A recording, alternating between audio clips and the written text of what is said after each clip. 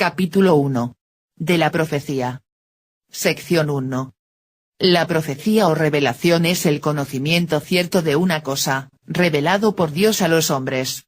Y profeta es aquel que interpreta las cosas, por Dios reveladas, a aquellos que no pueden alcanzar un conocimiento cierto de ellas, sino que solo pueden aceptarlas por simple fe.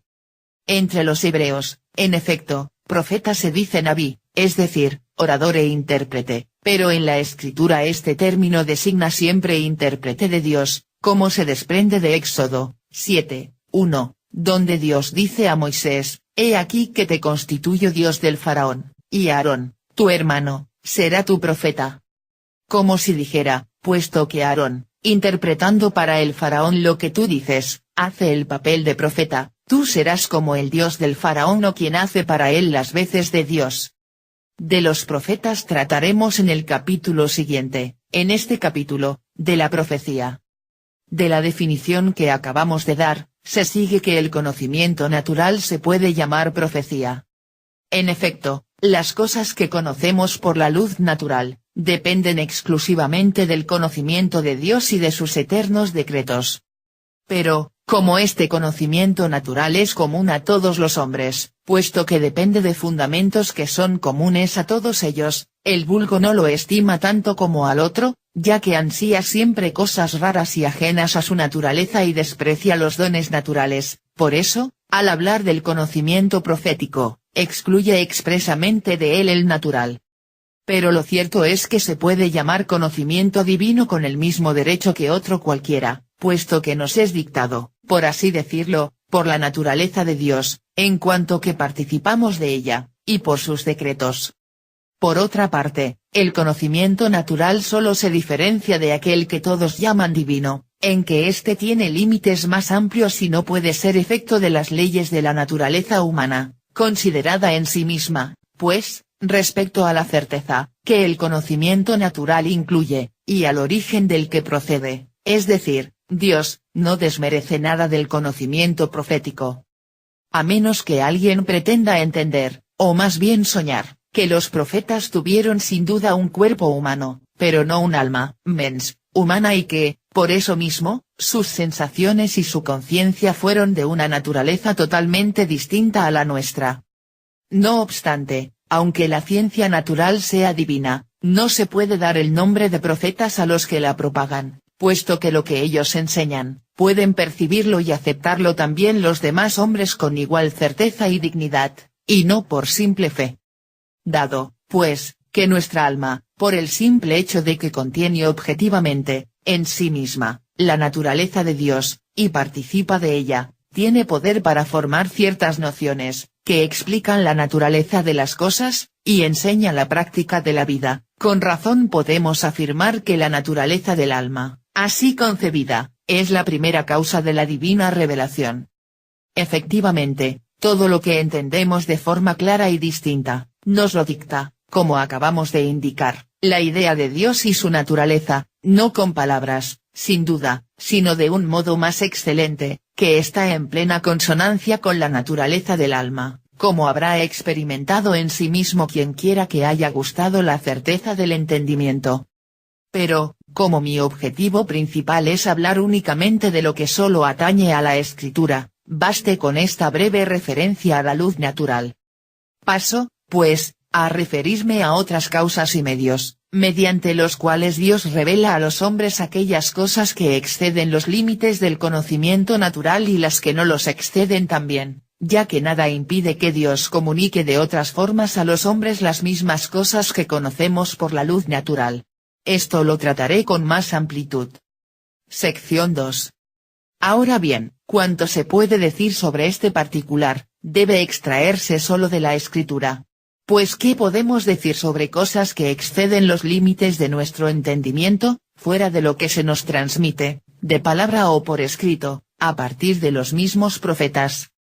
Y, como hoy no tenemos, que yo sepa, ningún profeta, no nos queda otro medio que repasar los sagrados volúmenes, que los profetas nos dejaron. Y con esta reserva, que no afirmemos nada sobre esos temas ni atribuyamos nada a los profetas, que ellos mismos no hayan dictado con claridad.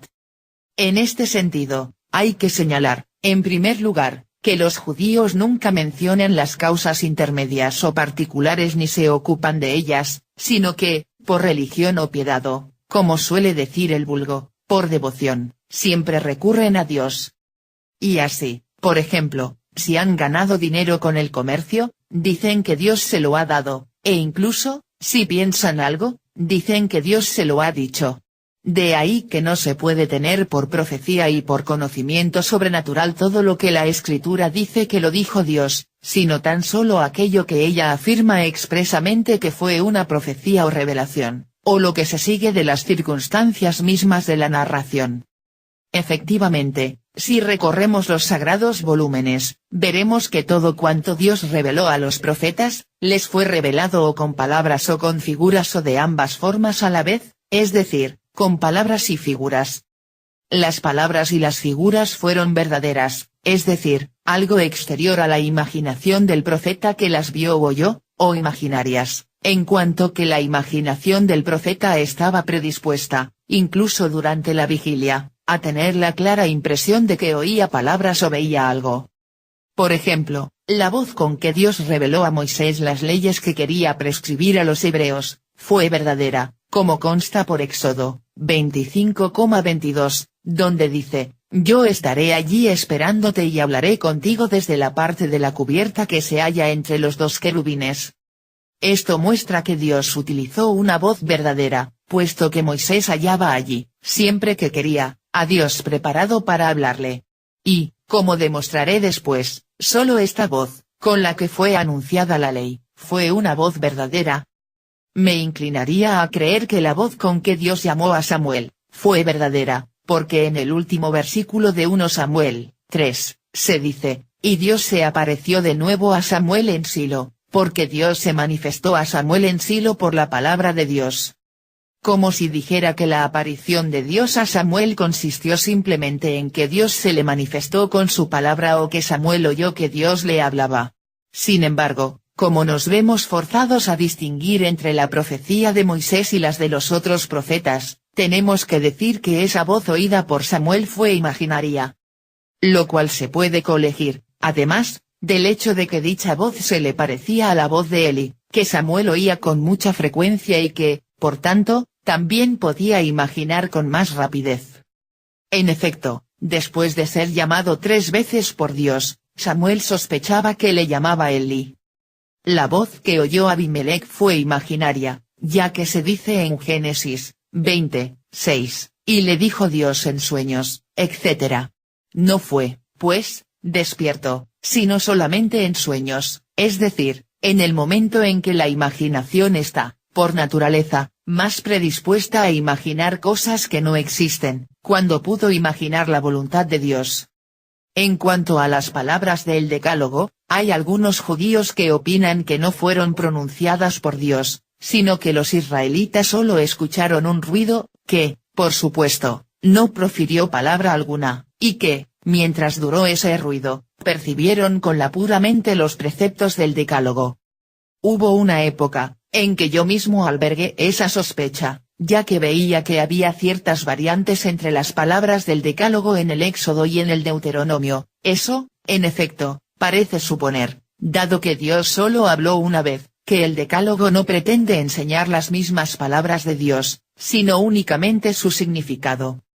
No obstante, si no queremos forzar la escritura, hay que conceder, sin más, que los israelitas oyeron una voz verdadera, ya que ella, Deuteronomio 5:4, dice expresamente, Dios ha hablado cara a cara con vosotros, etc., es decir, lo mismo que dos hombres suelen comunicarse mutuamente sus conceptos, mediante los cuerpos de ambos.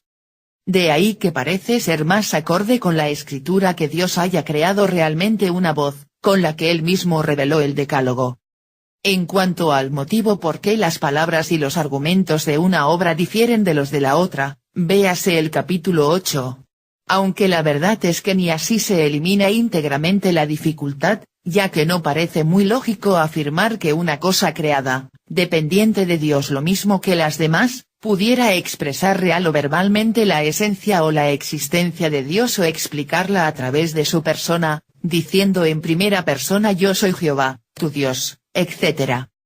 En efecto, cuando alguien dice con la boca, yo entendí, nadie cree que fue la boca, sino solamente la mente del que lo dice, la que entendió eso, pero, como la boca está en relación con la naturaleza del hombre que habla, y como, además, aquel a quien se dice eso, ya había percibido la naturaleza del entendimiento, al que escucha le resulta fácil comprender la mente del que habla, comparándola consigo mismo.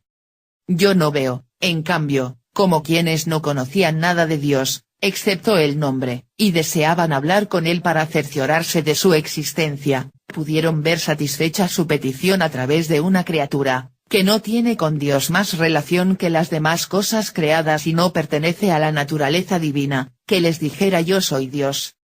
Yo me pregunto, si Dios hubiera contorsionado los labios de Moisés, ¿qué digo de Moisés, de una bestia cualquiera, para que pronunciaran y dijeran esas mismas palabras, yo soy Dios, ¿hubieran entendido así los israelitas la existencia de Dios?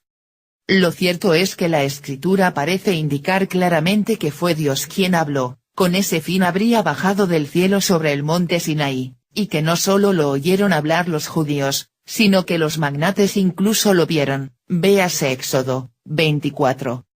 La misma ley, revelada a Moisés, a la que no era lícito ni añadir ni quitar nada y que constituía como el derecho nacional, nunca nos mandó creer que Dios es incorpóreo y que no tiene ninguna imagen o figura, sino únicamente que Dios existe y que creamos en él y lo adoremos, y, para que los israelitas no se apartaran de su culto, les prohibió representarlo con cualquier figura, ficticia o real, porque, no habiendo ellos visto ninguna imagen de Dios, no podían hacer ninguna que representara a Dios, sino a otra cosa creada, que habían visto realmente.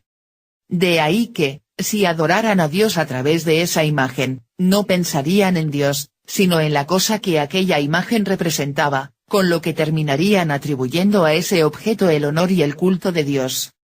Aún más, la escritura indica claramente que Dios tiene figura y que Moisés dirigió a ella su mirada, mientras escuchaba a Dios que le hablaba, pero que solo consiguió ver su parte posterior. No me cabe, pues, la menor duda de que aquí se oculta algún misterio, del que hablaremos más largamente después. Ahora continuaré indicando los pasajes de la escritura que muestran los medios con los que Dios reveló sus decretos a los hombres. Que la revelación se efectuó por medio de simples imágenes, está claro por 1 Paralipómenos, 21, donde Dios mostró a David su ira por medio de un ángel que tenía una espada en su mano. Y lo mismo en el caso de Balaán. Y, aunque Maimónides y otros pretenden que esta historia y todas las que narran la aparición de algún ángel, como la de Manoé, la de Abraham, en que pensaba inmolar a su hijo, etc., sucedieron en sueños, y niegan que alguien haya podido ver, en estado de vigilia, a un ángel, todo eso es palabrería, ya que esos tales solo han intentado arrancar de la escritura las bagatelas aristotélicas y sus propias ficciones. A mi entender, no hay cosa más ridícula. No fue, en cambio, con imágenes reales, sino producidas exclusivamente por la imaginación del profeta, como reveló Dios a José su futura supremacía. Por medio de imágenes y de palabras reveló Dios a Josué que él lucharía por los israelitas, pues le mostró un ángel con una espada, cual jefe del ejército, tal como le había dicho también con palabras, y como el mismo Josué había sabido por el ángel. También a Isaías, tal como se dice en Isaías 6, se le presentó a través de figuras que la providencia de Dios abandonaba al pueblo, pues imaginó a Dios, 3 veces santo, sobre un trono altísimo y a los israelitas manchados con el fango de sus pecados y como hundidos en el estiércol, es decir, sumamente alejados de Dios. Con esas imágenes comprendió el miserable estado actual del pueblo, en cambio, sus futuras calamidades le fueron reveladas mediante palabras, que le parecieron pronunciadas por Dios. Podría aducir muchos ejemplos de las Sagradas Escrituras, similares a este, pero pienso que son de todos suficientemente conocidos.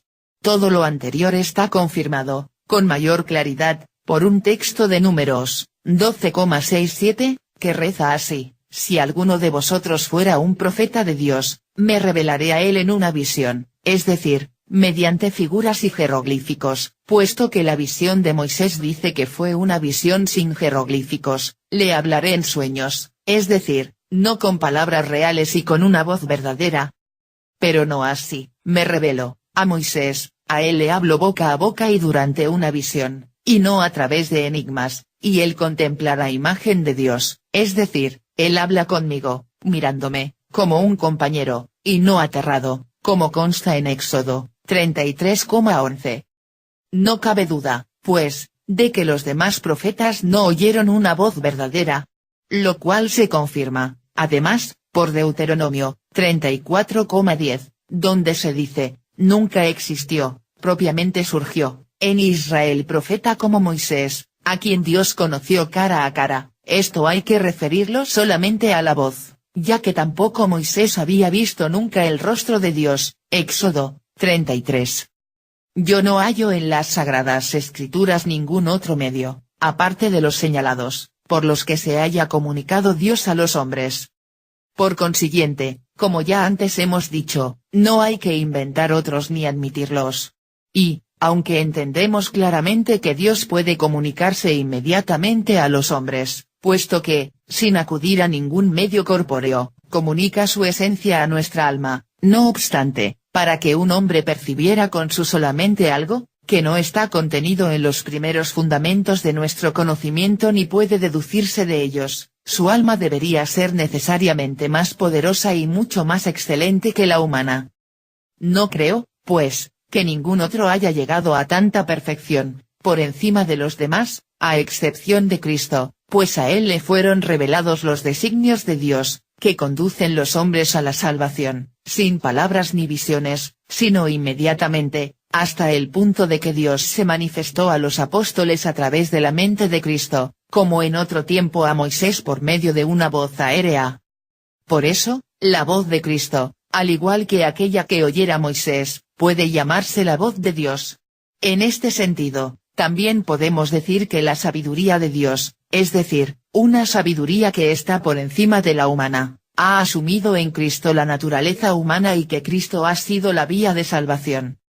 No obstante, es necesario advertir aquí que yo no me refiero para nada a lo que ciertas iglesias afirman de Cristo, ni tampoco lo niego, pues confieso gustosamente que no lo entiendo.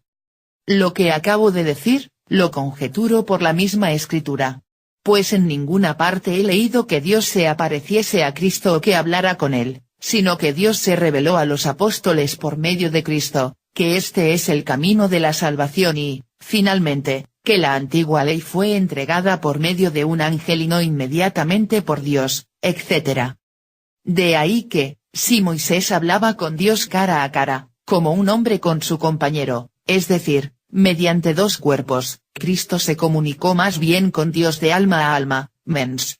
Afirmamos, pues, que, aparte de Cristo, nadie ha recibido las revelaciones de Dios, sino con ayuda de la imaginación, es decir, mediante el auxilio de palabras o imágenes, y que, por lo mismo, para profetizar no se requiere un alma más perfecta, sino una imaginación más viva, como explicaré de forma más clara en el siguiente capítulo. Sección 3. Ahora debemos investigar qué entienden las Escrituras por Espíritu de Dios infundido a los profetas o al decir que los profetas hablaban impulsados por el Espíritu de Dios. Para averiguarlo, hay que preguntarse primero qué significa la palabra hebrea ruach, que el vulgo interpreta por espíritu. El término ruach, en su sentido original, significa, como es sabido, viento, pero se usa con gran frecuencia para significar otras muchas cosas, todas ellas derivadas de la primera. Y así, por ejemplo, se emplea para indicar 1. Aliento, como en Salmos 135,17, ni espíritu hay en su boca. 2. Ánimo o respiración, como en 1 Samuel 30,12, y le volvió el espíritu, es decir, respiró, a partir de ahí. 3. Valentía y fuerzas, como en Josué 2,11, después ya no hubo espíritu en ningún varón, y también en Ezequiel 2,2, y me vino el espíritu, o la fuerza, que me permitió sostenerme sobre mis pies. 4. virtud y aptitud, como en Job 32,8, ciertamente que el espíritu mismo está en el hombre, es decir, que la ciencia no hay que buscarla precisamente en los ancianos, puesto que constato que depende de la virtud y capacidad propia de cada hombre. Y lo mismo en Números 27,18, un hombre en el que haya espíritu. 5. Opinión del alma, animi, como en Números 14:24, porque tuvo otro espíritu, es decir, otra opinión del alma u otra mente. Igualmente, en Proverbios 1,23, os expresaré mi espíritu, es decir, mi mente. Y en este sentido, se usa para significar voluntad o decreto, apetito o impulso del ánimo, como en Ezequiel 1,12, a donde tenían espíritu, o voluntad, de ir, y van. Y también, en Isaías 30,1, y para fundir la fusión, y no por mi espíritu, y en 29:10, porque Dios derramó sobre ellos el espíritu, es decir, el apetito, de dormir. También en Jueces 8,3, entonces se mitigó su espíritu, o ímpetu. Lo mismo, en Proverbios 16:32, quien domina su espíritu, o apetito, más que quien toma una ciudad, y en 25,28, el hombre que no contiene su espíritu. Y en Isaías 33,11, vuestro espíritu es fuego que os consume.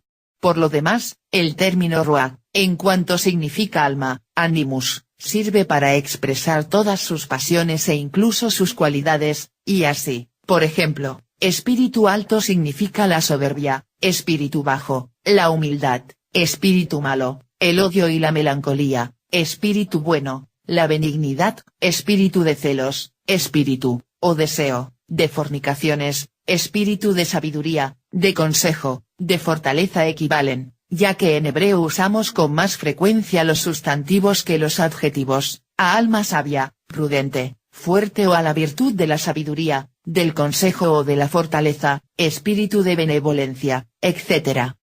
6. Ruach significa también la misma mente o alma, animam, como en Eclesiastés 3,19, el espíritu, o alma, es el mismo para todos, y en 12,7, y el espíritu vuelve a Dios. 7. Significa, finalmente, las partes del mundo, por los vientos que de ellas soplan, e incluso los lados de cualquier cosa que miran a esas partes del mundo, véase Ezequiel 37,9 y 42,16-9, etc. Hay que señalar, además, que una cosa se refiere a Dios si se dice ser de Dios por las razones siguientes. 1. Porque pertenece a la naturaleza de Dios y es como una parte suya, como cuando se dice, poder de Dios, ojos de Dios. 2. Porque está bajo el poder de Dios y actúa según su voluntad, así en los libros sagrados los cielos se llaman cielos de Dios, porque son su carro y su morada, y Asiria se llama azote de Dios y Nabucodonosor, siervo de Dios, etc. 3. Porque está dedicada a Dios, como el templo de Dios, el nazareno de Dios, el pan de Dios, etc. 4. Porque ha sido transmitida por los profetas, y no revelada por la luz natural, por eso a la ley de Moisés se le llama la ley de Dios. 5.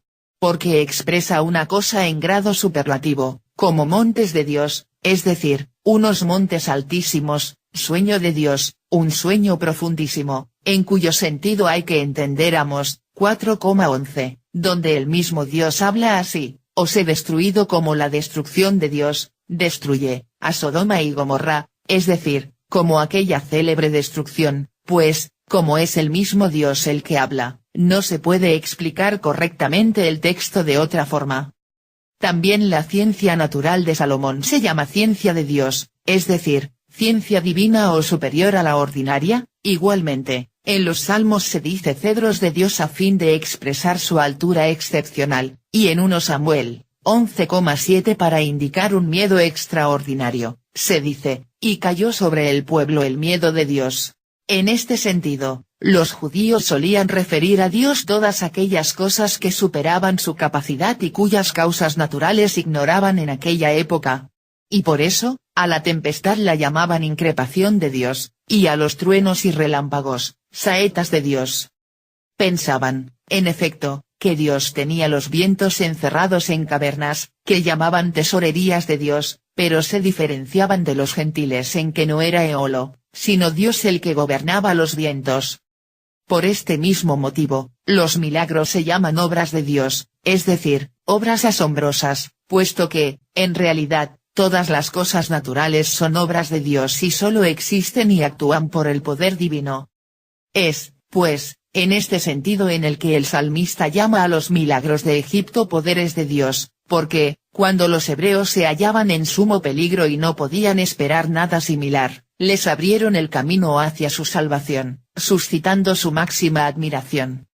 Si las obras insólitas de la naturaleza se llaman obras de Dios y los árboles de una altura insólita se llaman árboles de Dios, no hay que sorprenderse de que en el Génesis se llame hijos de Dios a los hombres de gran fortaleza y colosal estatura, aunque fueran hombres impíos, que practicaban el rapto y la prostitución. De ahí que los antiguos, y no solo los judíos, sino también los paganos, solían referir a Dios absolutamente todo aquello por lo que alguien superaba a los demás. Y así el faraón, después de escuchar la interpretación de su sueño, dijo que en José estaba el espíritu de los dioses, y también Nabucodonosor dijo a Daniel que él poseía el espíritu de los dioses santos. Entre los mismos latinos, nada era más frecuente que decir, de un objeto fabricado con gran arte, que estaba hecho con mano divina. Si quisiéramos traducirlo al hebreo, habría que decir, como saben los hebraizantes, fabricado por la mano de Dios. Con estas aclaraciones, es fácil entender y explicar los pasajes de la Escritura en los que se hace mención del Espíritu de Dios. En efecto, Espíritu de Dios, Espíritu de Jehová no significa, en algunos lugares, sino un viento muy fuerte, muy seco y fatal. Por ejemplo, en Isaías 40,7, el viento de Jehová sopló sobre él, es decir, un viento muy seco y fatal, y en Génesis 1,2, y el viento de Dios, o un viento fortísimo, se movía sobre las aguas.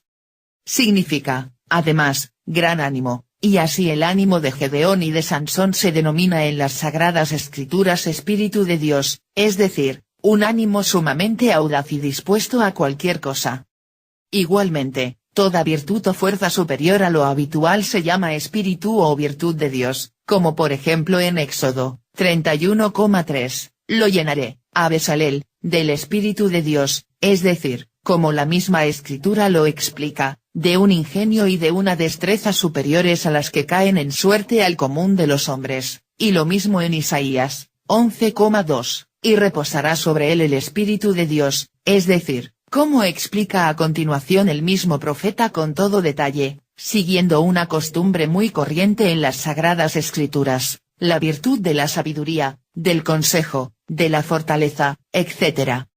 Y también la melancolía de Saúl es llamada espíritu malo de Dios, es decir, melancolía profundísima. En efecto, los esclavos de Saúl, que decían que su melancolía era melancolía de Dios, fueron quienes hicieron que él llamara a su lado a un músico que lo distrajera tocando la flauta, lo cual demuestra que, por melancolía de Dios, entendían ellos una melancolía natural. Con la expresión espíritu de Dios se designa, además, la misma alma, mens, humana, como en Job 27,3, y el espíritu de Dios en mis narices, aludiendo a lo que se narra en el Génesis, que Dios infundió un alma, ánima, de vida en las narices del hombre. También en Ezequiel 37,14, refiriéndose proféticamente a los muertos, se dice, y os daré mi espíritu y viviréis, es decir, os devolveré la vida, y, en este mismo sentido, se dice en Job 34,14, si quiere, Dios, recogerá para sí su espíritu, es decir, la mente que nos dio, y su alma, ánima. Así hay que entender también Génesis 6:3, mi espíritu no razonará, es decir, no discernirá, jamás en el hombre, porque es carne, es decir, en adelante, el hombre actuará según las decisiones de la carne y no de la mente que le he dado para que discerniera el bien, e igualmente en Salmos 51:12-13, créame, oh Dios, un corazón puro y renueva en mí un espíritu, esto es, un apetito decente, oh moderado, y no me deseches de tu presencia ni me quites el alma, mens, de tu santidad. Como los israelitas creían que los pecados solo procedían de la carne y que, en cambio, el alma aconsejaba exclusivamente el bien, por eso el salmista invoca el auxilio de Dios contra el apetito de la carne, mientras que pide al Dios Santo que simplemente le conserve el alma, mens, que Él le ha dado.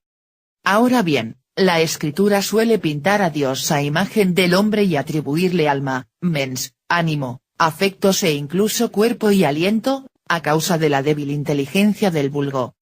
De ahí que la expresión Espíritu de Dios la utiliza con frecuencia en el sentido de alma, mens, es decir, de ánimo, afecto, fuerza y aliento de la boca de Dios.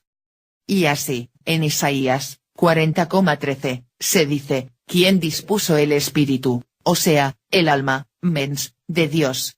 Es decir, ¿quién, sino el mismo Dios, determinó su mente a querer algo? Y más adelante, 63,10, y ellos causaron amargura y tristeza al Espíritu de su santidad. De ahí que esa expresión se utiliza también para designar la ley de Moisés, porque explica, por así decirlo, la mente de Dios, como lo dice el mismo Isaías, 63:11, en donde está el que puso entre ellos el Espíritu de su santidad. Es decir, la ley de Moisés, como claramente se desprende de todo el contexto. Y Nehemías 9,20, y tú les has dado tu buen espíritu, o tu mente, para hacerlos entender, de hecho, está hablando del tiempo de la ley, al que también alude el Deuteronomio 4:6, donde dice Moisés, porque ella, la ley, es vuestra ciencia y prudencia, etc. Lo mismo se dice en Salmos 143,10, tu mente buena me conducirá a la tierra llana, es decir, tu mente, a nosotros revelada, me llevará al recto camino. Espíritu de Dios significa también, como hemos dicho, el aliento de Dios, que también se atribuye en la Escritura a Dios, aunque impropiamente, como la mente, el ánimo y el cuerpo, por ejemplo, en Salmos 33,6.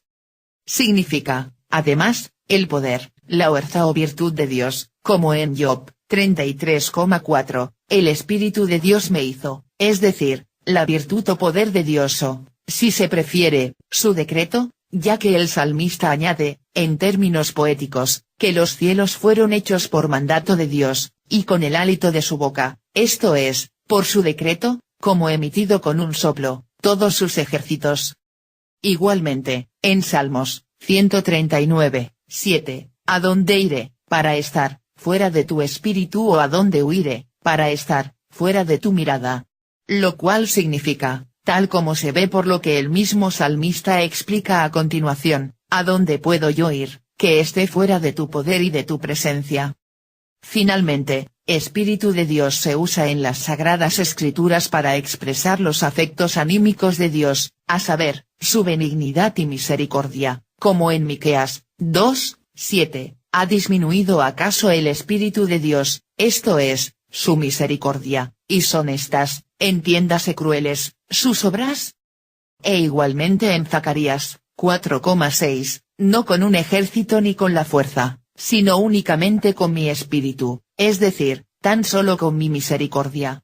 Creo que en este sentido hay que interpretar también el texto del mismo profeta, 7:12, se han forjado un corazón cauto para no obedecer a la ley y a los mandatos que Dios les envió por su espíritu, es decir, por su misericordia, a través de los primeros profetas. En este mismo sentido, dice Ageo 2,5, mi espíritu, o mi gracia, permanece entre vosotros, no temáis. En cambio, Isaías 48,16, pero ahora me ha enviado el Señor Dios y su espíritu, se puede entender, traduciendo espíritu, por ánimo o misericordia de Dios o también por su mente revelada en la ley. En efecto, el mismo texto añade, desde un principio, es decir, cuando vine a vosotros por primera vez para anunciaros la ira de Dios y la sentencia que él había pronunciado contra vosotros, os he hablado sin rodeos, en el mismo momento en que fue pronunciada, me presenté, como ha acreditado en el capítulo 7, mas ahora soy mensajero feliz, enviado por la misericordia de Dios para cantar vuestra restauración. Pero ese texto también se puede entender, traduciendo espíritu, como hemos dicho, por mente de Dios revelada en la ley, es decir, que Él también viene a ellos por mandato de la ley, Levítico 19,17, esto es, para amonestarles. Y por eso, les amonesta en las mismas condiciones y del mismo modo que solía hacerlo Moisés, y finaliza, como también hiciera Moisés, predicando su restauración. No obstante, la primera explicación me parece más coherente. Volviendo ya a nuestro tema, veamos cómo a partir de cuanto precede se pueden entender sin dificultad las siguientes expresiones de la Escritura. El profeta tenía el Espíritu de Dios, Dios infundió su Espíritu a los hombres están repletos del Espíritu de Dios o del Espíritu Santo, etc. No significan otra cosa, en efecto, sino que los profetas poseían una singular virtud, superior a la corriente, y que practicaban la piedad con una admirable constancia de ánimo.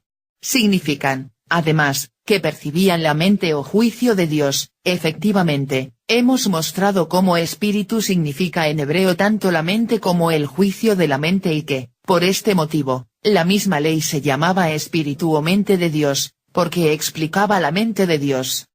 De ahí que también la imaginación de los profetas, en cuanto por ella se revelaban los decretos de Dios, se podía llamar, y con el mismo derecho, mente de Dios, y se podía decir que los profetas habían tenido la mente de Dios. Y, aunque la mente de Dios y sus eternos juicios también están inscritos en nuestra mente y, por consiguiente, también nosotros percibimos, para hablar como la Escritura, la mente de Dios, no obstante, como el conocimiento natural es común a todos, no es tan estimado, como ya hemos dicho, por los hombres, y particularmente por los hebreos, que se jactaban de ser superiores a los demás y solían despreciar a todos y, en consecuencia, la ciencia común a todos los hombres. Finalmente, se decía que los profetas tenían el Espíritu de Dios, porque, como los hombres ignoraban las causas del conocimiento profético, lo admiraban, de ahí que lo referían a Dios, igual que los demás prodigios, y solían llamarlo conocimiento de Dios. Sección 4. Por consiguiente, ya podemos afirmar sin escrúpulos que los profetas no han percibido las revelaciones de Dios, sino en virtud de su imaginación, es decir, mediante palabras o imágenes, reales o imaginarias. Pues, no hallando en la Escritura ningún otro medio, aparte de estos, no debemos, como ya hemos dicho, inventarlos. Confieso, sin embargo, que yo ignoro según qué leyes de la naturaleza se haya realizado eso. Pudiera haber dicho, como otros, que tal percepción fue causada por el poder divino, pero me parecería pura palabrería. Sería como pretender explicar, acudiendo a un término trascendental, la forma de una cosa singular.